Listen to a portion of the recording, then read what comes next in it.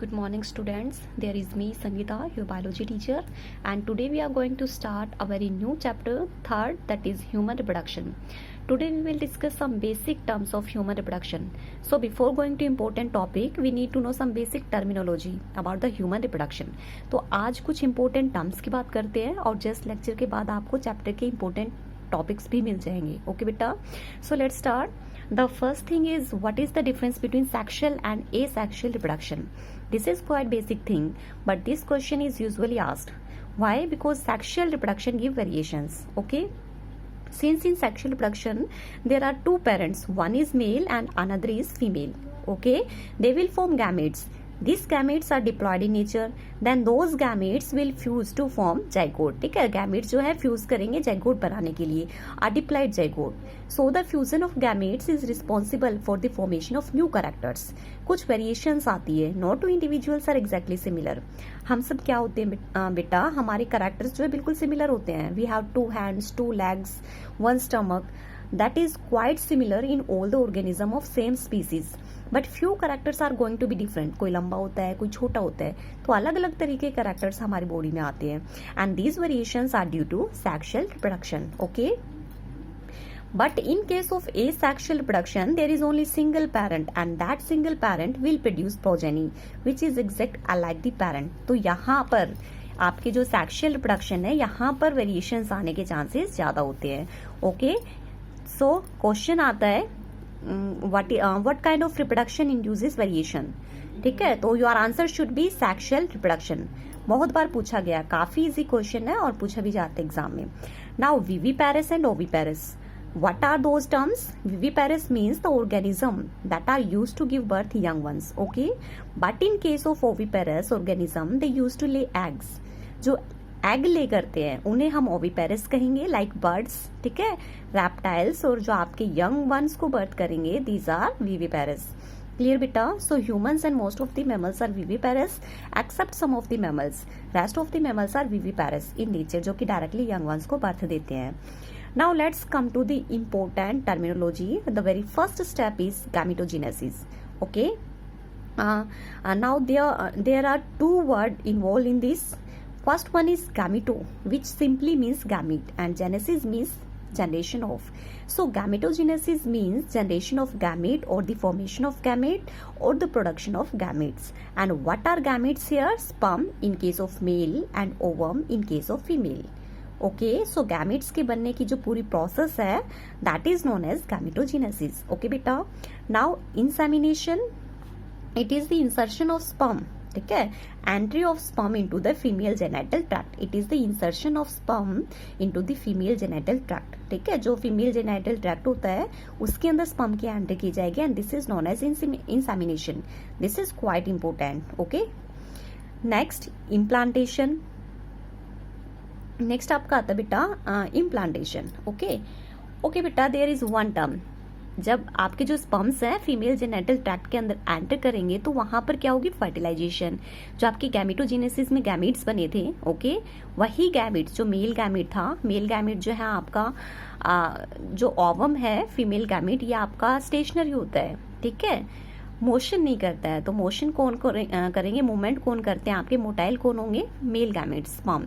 तो ये स्पर्म जो है इंसेमिनेट करेंगे. इट मीन्स वो फीमेल जेनेटल ट्रैक्ट के अंदर एंट्री करते हैं. एंट्री करने के बाद गैमेट विल फ्यूज. ठीक है, तो this process is known as fertilization. Fusion of male and female gamete which leads to the development और production of diploid zygote. Okay, next implantation. अब ये इम्प्लांटेशन क्या है बेटा? This is also very important. When diploid zygote, अब fertilization में आपके क्या हुआ था? यहाँ पे जाइगोट की फॉर्मेशन हो चुकी थी. आपका मेल और फीमेल गैमेट, ठीक है, इन दोनों ने फ्यूज करके क्या बनाया? जाइगोट. अब ये जो जाइगोट है, ठीक है, इसके अंदर डेवलपमेंट होगी. तो when diploid zygote is form, it develops. It form morula, blastula, gastrula. Then it will form all the different kind of organs. Finally it will lead to the production of whole organism from single cell zygote. ठीक है, जितने भी organism है वो एक single cell zygote से ही बने हैं. क्लियर बेटा? सो एट दैट टाइम बीच की जो स्टेजेस है वहां पर ब्लास्टोसिस्ट बनता है. ठीक है, इम्प्लांटेशन क्या बताया मैंने आपको? Attachment of blastocyst to the uterine wall. Fertilisation के बाद जो जाइगोट बना, इसके अंदर फर्दर जो है डेवलपमेंट्स होंगे, अलग अलग स्टेजेस के अंदर ये क्रॉस करता है। तो कंप्लीट डेवलपमेंट के टाइम पर एक स्टेज आती है ब्लास्टोसिस्ट जहाँ बनेगा, ठीक है। तो जो स्टेज आएगी बीच की, वहां पर ब्लास्टोसिस्ट बनता है। We will talk about it in embryological development completely, and that blastocyst used to get embedded in uterine wall. Okay, if there is uterine wall, अगर ये आपकी क्या है, यूट्राइन वॉल है लाइक दिस, ठीक है, and this is your diploid zygote. तो ये जो डिप्लॉयड जाइगोट है, आपकी जो यूट्राइन वॉल होती है वो 3 लेयर्स होती है, एंडोमेट्रियम, मियोमेट्रियम, ठीक है, ये सब हम बाद में पढ़ेंगे। तो आपका जो जाइगोट होगा वो आपके जो यूट्राइन वॉल है उसकी तरफ एम्बेडेड करता है, उसके अंदर चिपकता है, उसके अंदर खिसक जाता है, ठीक है। तो this process is implantation. Okay, ऐसा क्यों करता है वो? फॉर नरिशमेंट, न्यूट्रिशन लेने के लिए। This is known as the implantation. Clear बेटा? नेक्स्ट हमारी टर्म है gestation. Now gestation, it is the time period of embryonic development. कितने टाइम तक एम्ब्रियो डेवलपमेंट चल रही है, that particular phase is called as gestation, ठीक है। जेस्टेशन पीरियड हर इंडिविजुअल में अलग अलग होता है, फिशेज में अलग होता है, आपके फ्रॉग्स है, रेप्टाइल्स है, एम्फीबियंस है, सभी में अलग होता है। In humans it is of 9 months। Okay, now parturition, it is the delivery of baby, ठीक है, होम डिलीवरी नहीं है अमेजोन की जैसी, it is the delivery of baby. Delivery of baby when the baby come out from the womb of the mother is known as parturition. Clear बेटा? After that, there are specific terms which are not given in NCERT but may be asked in examination.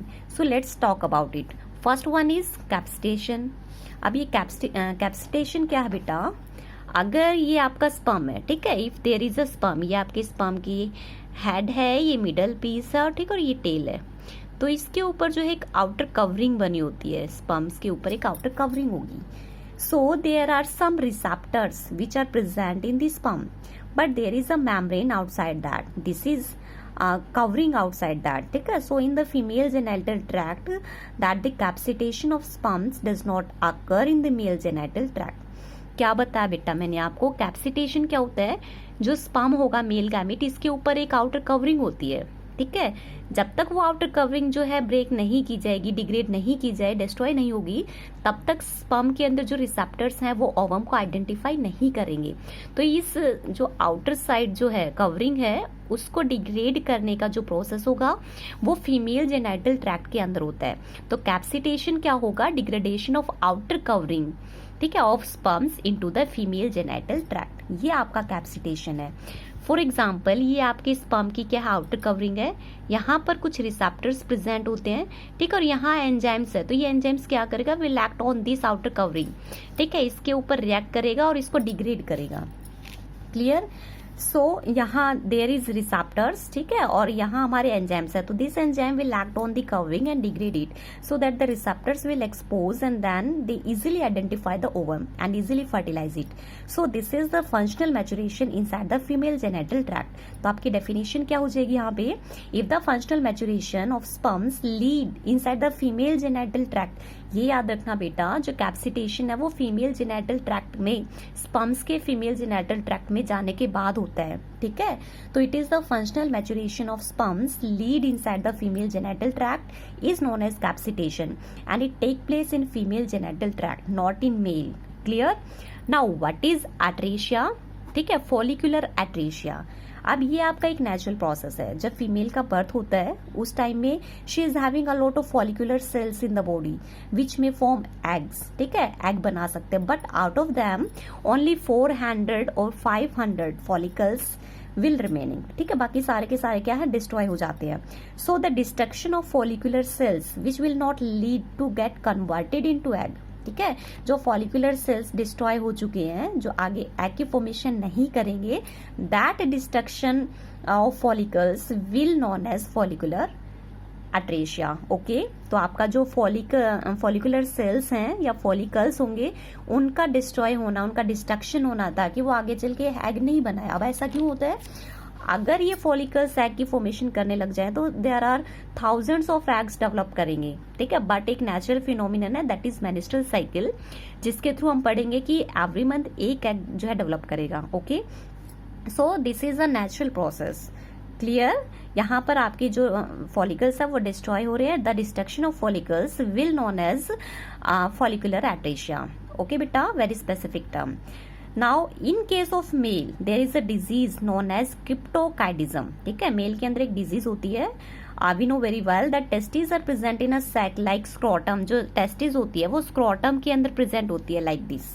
ठीक है, so the testes used to descend in the scrotum during embryonic development, but in some case the testes are not able to descend, are not able to come into the scrotal cell. जो testes है वो यहाँ नहीं आती है some cases के अंदर, and that particular disease is known as cryptokidism and non-descendants of testes. Okay बेटा, so atresia is not a disease, it is a natural process. And cryptokidism is a disease occurring in male. Clear beta? So these are some general terms to understand the whole chapter easily. So I hope कि आपको ये जो terms हैं सारे के सारे terms अच्छे से समझ आए होंगी। These three terms are not given in NCERT, तो इनको आप सर्च कर सकते हैं रेफ्रेशर्स में और अच्छे से पढ़े। ठीक है, नेक्स्ट वीडियो में, नेक्स्ट लेक्चर में हम नेक्स्ट टॉपिक पढ़ेंगे, that is the male reproductive system in detail. Till then, take care. Bye bye.